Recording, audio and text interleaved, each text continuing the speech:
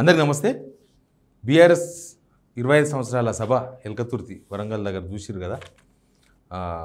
దాని మీద ఇంకా చాలా రకాల చర్చలు నడుస్తున్నాయి. సభ సక్సెస్ కాలేదని కాంగ్రెస్ వాళ్ళు, సభ సక్సెస్ కాకపోతే వాళ్ళకి ప్లస్ అవుతుంది, దాన్ని ఇంకా ప్రచారం చేస్తుంటారు ఎక్కువ. ఇక అసలు ఏంటి అక్కడ ఏం జరిగింది, ఎంతమంది వచ్చిర్రు, ఇంటెలిజెన్స్ అయితే కాంగ్రెస్ గవర్నమెంట్కు ఒక రిపోర్ట్ ఇచ్చింది, దానిపైన జనాల నుంచి వచ్చిన స్పందన ఏంది, ఇదంతా కూడా మాట్లాడదాం. అసలు కేసీఆర్ 57 నిమిషాల స్పీచ్లో ఒక్కసారి కూడా రేవంత్ రెడ్డి పేరు తీసుకోకుండా మాట్లాడాడు. ఎందుకు అట్లా మాట్లాడాడు ఆ విషయం కూడా పైన కూడా మాట్లాడదాం. ఆయన రేవంత్ రెడ్డి పరిపాలన పైన ఒకే ఒక డైలాగ్ వేసిండు. ఒక్క డైలాగ్ అంటే మనకు మొత్తం కేసీఆర్ దృష్టిలో ప్రభుత్వం ఏంది అనే విషయం మనం ఈజీగా అర్థం చేసుకోవచ్చు. ఇవన్నీ అంశాలు ఉన్నాయి, చాలా అంశాలు ఉన్నాయి. తర్వాత కేసీఆర్ స్పీచ్ను చాలా ఇంట్రెస్ట్గా చూసింది ఎవరంటే సీఎం రేవంత్ రెడ్డి, మినిస్టర్స్, అవన్నీ కూడా మాట్లాడదాం. అంతకన్నా ముందు సబ్స్క్రైబ్ చేసుకుని వాళ్ళు ఎవరైనా ఉంటే సిగ్నల్ టీవీ సబ్స్క్రైబ్ చేసుకోండి. సబ్జెక్టులు పోదాం డైరెక్ట్గా. నా వెనక కనిపిస్తుంది, ఇవన్నీ కూడా పైనకి వెళ్ళి తీసిన షార్ట్స్ ఇవి చూస్తున్నారు కదా. సభ మొత్తం 154 ఎకరాలు మొత్తం ఈ సభా వేదిక అంతా కూడా 154. ఈ పార్కింగ్ గిరికింగ్ కాకుండా పార్కింగ్ అంతా 1200 ఎకరాలు, అది వేరు. మళ్ళీ ఇది 154 ఎకరాలలో ఇక ఈ డీసీఎఫ్ సెక్యూరిటీ, దారులు, అటు ఇటు కుర్చీలు వేసి కూర్చోబెట్టారు కాబట్టి కొద్దిగా అటు ఇటు మనం ఒక 12 ఎకరాలు తీసేసినా కూడా ఓపెన్ స్పేస్ కోసం 140 ఎకర్స్ సభ, 140 ఎకర్స్ కుర్చీలు వేసి. మామూలుగా అయితే 5,000 పడతారు ఎకరాకు, నిలబడితే 5,000, కుర్చీలు వేస్తే 3,500, 3,000 ఈజీగా పడతారు. తక్కువ 3,000, తక్కువ 3,500 అట్లా పడతారు. 3,000 కుర్చీలు వేసినందుకు అట్లా వేసుకుంటే కూడా దగ్గర ఒక 3.5-4 లక్షల మంది దిల్నే ఉండొచ్చు బహుశా. తర్వాత బయట ఎక్కువ ఉన్నారు. ఇంకా బయట అయితే అసలు ఎక్కడోళ్ళు ఏం కథ, ఇంటెలిజెన్స్ వాళ్ళు ఇచ్చిన రిపోర్ట్ ఇది, బీఆర్ఎస్ వాళ్ళు చెప్పింది కాదు. సిద్దిపేట నుంచి వచ్చే రోడ్లో దాదాపు 7 to 10 కిలోమీటర్స్ ట్రాఫిక్ జామ్. తర్వాత మామునూరు ఏరియా రూట్లో 15 కిలోమీటర్స్ ట్రాఫిక్ జామ్. 15 కిలోమీటర్లు మధ్యాహ్నం 4:30-5కి వెళ్ళి ట్రాఫిక్ జామ్, ఎవరు ఎక్కడ మూమెంట్ లేదు అసలు. తర్వాత కరీంనగర్ హుజరాబాద్ రోడ్లో 10 to 12 కిలోమీటర్స్ జామ్. ఇటు హుస్నాబాద్ రోడ్ కూడా మస్తు జామ్ అయింది, దాదాపు 10 కిలోమీటర్స్ జామ్ అయింది. అది కూడా మొత్తం జామ్. పోలీసులు కూడా మస్తు కష్టపడ్డారు, డైవర్షన్ చేసినట్ట బాగా. కార్యకర్తలు చెప్తున్నారు.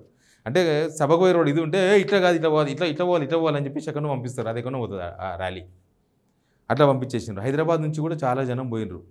మా జిల్లా నుంచి, ఉమ్మడి మామనాడు జిల్లా నుంచి చాలా మంది వచ్చినారు. అచ్చపేట నుంచి కూడా వచ్చిన జనం చాలామంది, మన కాంటాక్ట్లో ఉన్న వాళ్ళు చాలామంది పోయినరు. ఈ ఊరు ఆ ఊరుగా చాలా ఊర్లకి వెళ్ళి పోయినరు. వరంగల్లో ఏదో ఊరి మొలకనూరా ఏదో చెప్పింది మా ఫ్రెండ్, వాళ్ళ ఊర్లో 99 కుటుంబాలు, అంటే ఒకవేళ 100 కుటుంబాలు ఉన్నాయి కూడా 99 కుటుంబాలు కాంగ్రెస్. అంటే ఆ ఊరి నుంచి 3 బస్సులు పోయినాయంట, 3 buses మీటింగ్ కోసం. చాలా ఇంట్రెస్ట్గా జరిగిందిలే మీటింగు, మామూలుగా జరగలేదు, చాలా బీభత్సంగా జరిగింది మీటింగ్. జనాలు చాలా ఇంట్రెస్ట్గా పోయినారు. ఎప్పుడైనా కూడా నా అబ్జర్వేషను, కేసీఆర్ ఏదైనా సభకు పోతే, బహిరంగ సభకు పోతే ఆయన హెలికాప్టర్లో పోతాడు కదా. హెలికాప్టర్లో పోయి సభ చుట్టూ ఒక 3 చక్కర్లు కొడతాడు. ఎందుకు అని అంటే జనం ఉన్నారా లేదా అని కన్ఫర్మ్ చేసుకోనికి, ఎంతమంది వచ్చినా చూసుకోనికి. నిన్న చూసుకోలే అట్లా, ఆయనకు అర్థమైపోయింది. ఆయన పోయేటప్పుడే చూసుకుంటూ పోయింది కదా, ఇక్కడ నుంచే పోయింది కదా. పోయినప్పుడే ఆయనకు అర్థమైపోయింది జనం అంతా చాలా ఉన్నారు. ఎందుకు మా మీడియా ఫ్రెండ్స్ కూడా ఇక్కడ నుంచి బీఆర్ఎస్ వాళ్ళు తీసుకుపోయారు 2 బస్సులలో, అన్ని ఛానళ్ళ జర్నలిస్టులని, కెమెరామెన్లని తీసుకొని పోయారు కదా. వాళ్ళు పోయేటప్పుడు ఈజీగానే అందరికన్నా ముందుగా పోయారు. పొద్దుగాల 8కి పోయారు కానీ వచ్చేటప్పుడు 1.5-2 గంటలు పట్టిందంట రానికి. ఇంటికి రానికే కాదు, ట్రాఫిక్కి వెళ్ళి బయటికి వెళ్ళడానికి. వాళ్ళు ఎప్పుడో బయలుదేరితే సభ ఎప్పుడో అయిపోయింది. సభ ఎప్పుడో 8:30-9 గంటలకు అయిపోయింది. వాళ్ళు అప్పుడు బయలుదేరితే ఒక అరగంట లేటుగా అటు ఇటు బయలుదేరి మధ్యలో తిన్నికి ఒక గంట సేపు పట్టింది అనుకుంటే, హైదరాబాద్కి వచ్చేవరకు 4 అయింది తెల్లవారుజామున. అక్కడనే 2.5 గంటలు పట్టింది వాళ్ళకి. ఆ ట్రాఫిక్ జామ్లోకి వెళ్ళి బయటకు పడడానికినే అక్కడ నుంచి మొత్తం ఫ్రీగా బయటకు వచ్చేవరకే అంత టైం పట్టింది అని చెప్తున్నారు మా ఫ్రెండ్స్. అట్లా జనం అయితే ఫుల్గా వచ్చిర్రు. దానిలో ఇది లేదు. ఈ సభను సక్సెస్ చేసింది 100% కాంగ్రెసే. స్టార్టింగ్కి వెళ్ళి ఎన్ని కిరికిర్లు, ఎన్ని కథలు, ఎంత ప్రచారం చేసిండ్రు, మామూలు ప్రచారం చేసిండ్రా, ఏమని ప్రచారం చేసిండ్రో చూస్తే అసలు వాళ్ళు ఒక్కడి కాదు, వాళ్ళ సోషల్ మీడియా కాంగ్రెస్ కోసం పనిచేయలే, బీఆర్ఎస్ కోసం పనిచేసింది. మరి అదేమి స్ట్రాటజీయో అర్థం కాలే. నిన్న రేవంత్ రెడ్డి ఇంటికాడ కూడా మినిస్టర్స్ అందరూ మాట్లాడారు కదా, ఆ వాయిస్ కూడా విందాం. అందరూ రేవంత్ రెడ్డి ఇంటికాడనే ఉండి ఒక పావుగంట ముందు నుంచి అలర్ట్ అయ్యి చూసిరట. సీఎం తర్వాత మినిస్టర్స్ సీతక్క పొంగులేటి వాళ్ళందరూ మీడియాతో మాట్లాడారు కదా, కట్టుకొట్టకుండా చూసారంట. మామూలుగా బిజీ పర్సన్స్ కదా, నో బిజీ. రేవంత్ రెడ్డితో పాటు మినిస్టర్స్, అక్కడ ఉన్న మినిస్టర్స్ సీతక్క కావచ్చు, జూబెల్ కృష్ణారావు కావచ్చు, తర్వాత పొంగులేటి శ్రీనివాస్ రెడ్డి, వీళ్ళంతా అసలు పోకుండానే చాలా ఇంట్రెస్ట్గా విన్నారంట రేవంత్ రెడ్డి ఇంట్లో. విని బయటకు వచ్చి మీడియాతో మాట్లాడినరు. నేను చూపిస్తా అవి ఏం మాట్లాడారు ఏం కథ అనేది. వీళ్ళ సోషల్ మీడియా ఏం చేసిందని కూడా మనం చెప్పాలి. వీళ్ళ సోషల్ మీడియా చాలా చాలా ప్రచారం చేసింది. కాంగ్రెస్ సోషల్ మీడియా ఏం ప్రచారం చేసిందంటే, అందుకే అట్లా సక్సెస్ చేసింది వీళ్ళే అని. పెట్టినప్పటి నుంచి డైవర్షన్ చేసుకుంటూ వచ్చింది కాంగ్రెస్. డైవర్షన్ అంటే అది ప్రచారమే, నెగిటివ్ ప్రచారమే, జనాలకు ఈజీగా రీచ్ అవుతుంది. బీఆర్ఎస్ వాళ్ళ కన్నా కాంగ్రెస్ వాళ్ళు ఎక్కువ పని చేసినా చెప్తున్నా. ఏమంటారు, సభకు పర్మిషన్ ఇయ్యం, రైతుల సభ కోసం స్థలం ఇస్తలేరని, కవిత వస్తే హరీష్ అలిగిండని, ఆయన వస్తలేడని, కేసీఆర్ని బతిమాడుతున్నాడని, ఫ్లెక్సీలు చింపేసి హైదరాబాద్ను పోస్టర్లు చింపేసిండ్రు, కాళేశ్వరం విచారణ అని అరెస్టులు చేస్తారంట అని, సభ లేదు రద్దు అయిపోయిందంటని పేపర్ నిండా వార్తలు రాపించిండ్రు, జమ్మూ కాశ్మీర్లో జరిగింది కూడా సభ రద్దు చేసుకుంటారు అది కొద్దిగా చెప్పించిండ్రు. ఇట్లా అన్నీ 1,00,000 కిరికిర్లు పడ్డది కాంగ్రెస్. అది ప్రచారమే కదా.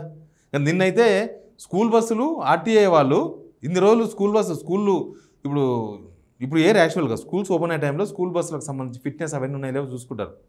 కానీ నిన్న స్కూల్ బస్సులన్నీ జనగాం దగ్గర ఆపి మొత్తం చెకింగ్, పోలీసులు అంతా కార్యకర్తలను అడ్డుకునే ప్రయత్నం, ఇట్లా పోవద్దు మీరు అట్లా పోండి అని, ఎక్కడెక్కడో డైవర్షన్స్ మొత్తం. సరే ఏమైనా సరే, అందుకే అంటున్నా కాంగ్రెస్ వాళ్ళు బాగా సక్సెస్ చేశారు. పాపం సోషల్ మీడియా వాళ్ళకి నిన్న సెలవు కూడా ఇవ్వలేదంట కాంగ్రెస్ వాళ్ళు. రాత్రంతా ఈ సభ మీద నెగిటివ్ పెట్టండి, సభకు జనం రాలేదని పెట్టండి, సభ ఫెయిల్ అయిందని పెట్టండి అని చెప్పేసి రాత్రంతా పని చెప్పించారంట పిల్లలతోన. వాళ్ళు కష్టపడి కింద మీద వాడి పెట్టిరు. కానీ అది కూడా ప్రచారమే. ఇప్పుడు తెలంగాణ అంతా కేసీఆర్ సభ గురించే చర్చ జరుగుతుంది, ఏం వేరే చర్చ జరుగుతలేదు. ఎందుకు ఏమైంది అనేది మనం మాట్లాడదాం. ఏం మాట్లాడారు, కేసీఆర్ చెప్పిన ఒకే ఒక మాట, రేవంత్ రెడ్డి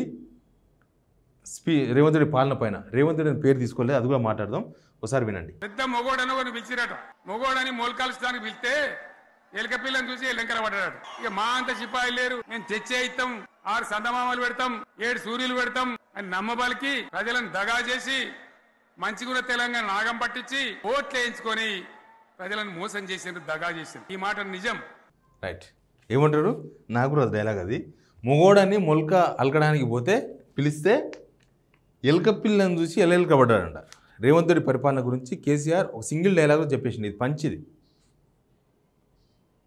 అంటే కేసీఆర్ కాదని కదా గవర్నమెంట్ ఇచ్చింది, కాంగ్రెస్కి అధికారం ఇచ్చింది.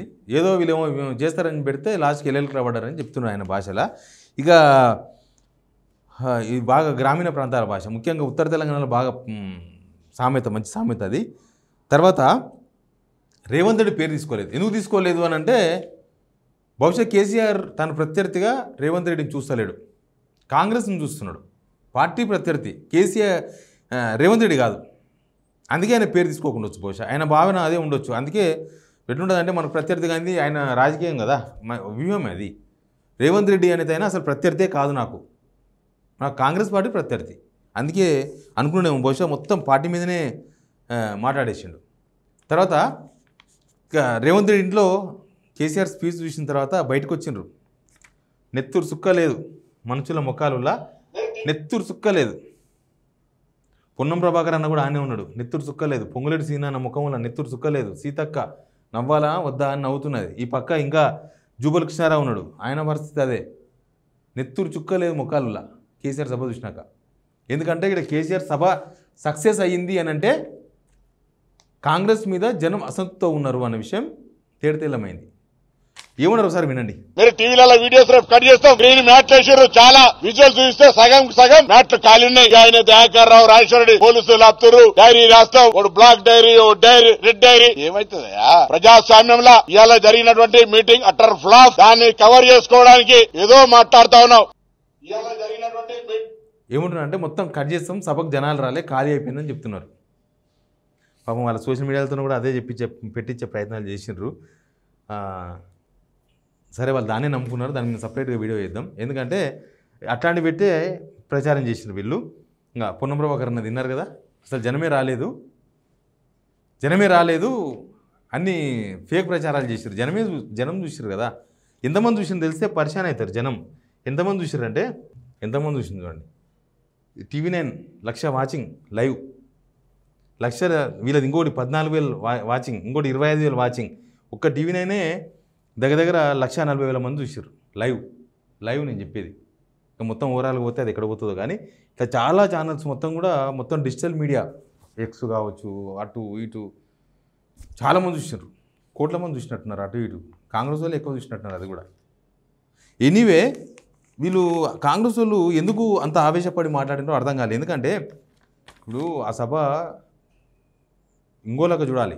ఇప్పుడేం ఎలక్షన్స్ లేవు, అది ఉద్యమం కాదు. ఇప్పుడు అంతమంది వచ్చిర్రు అని అంటే అది గవర్నమెంట్ ఫెయిల్యూర్. గవర్నమెంట్ ఎందుకు పథకాలు అమలు చేయకపోవడంతో ప్రజలు అసంతృప్తి ఉంది అనేది క్లియర్. మరి అసలు ఇప్పుడు లోకల్ బాడీ ఎలక్షన్స్ కూడా పోయే పరిస్థితి లేకుండా ఉందేమో అనిపిస్తుంది, భయపడుతున్నారేమో అనిపిస్తుంది. పొద్దుగాలేసి కేసీఆర్ని కేటీఆర్ని తిట్టుకుంటూ కూర్చుంటే జనం యాక్సెప్ట్ చేయరు, పథకాలు అమలు చేస్తే తప్ప యాక్సెప్ట్ చేయరు. మీరు ఇచ్చిన హామీల మీద దృష్టి పెడితే మీకు ఏమన్నా లాభం. అంతేగాని ఆవేశంగా వచ్చి ముఖాలు నెత్తురు చుక్క లేకుండా వచ్చి మీడియాతో మాట్లాడితే మీ పాలనను జనం ఎట్లా అర్థం చేసుకుంటారో అర్థం చేసుకోవచ్చు. ఎనీవే కేసీఆర్ సభ అవుట్ రైట్. కేసీఆర్ ఏం మాట్లాడాలనో అది మాట్లాడండి. చాలామంది కేసీఆర్ ఇంకా గట్టిగా మాట్లాడాల్సిందే అని అన్నారు. బట్ కేసీఆర్ ఇంక అంతే, ఎంతకైనా ఎక్కువ మాట్లాడతారు. ప్రతిపక్ష నాయకుడు ఇప్పుడు ఎక్కువ మాట్లాడితే అహంకారం అంటారు. బహుశా అది కూడా విమయం ఉండొచ్చు కేసీఆర్కి. ఎనీవే బీఆర్ఎస్ సభ కాంగ్రెస్ నుంచి వచ్చిన వైబ్రేషన్స్ అయితే ఇవి. సభ ఫెయిల్ అయిందని కాంగ్రెస్ ప్రచారం చేస్తుంది. ఇక మిగతా యువతల వైపు అంతా జనం చూసినారు ఏం జరిగిందనేది. Please subscribe signal TV.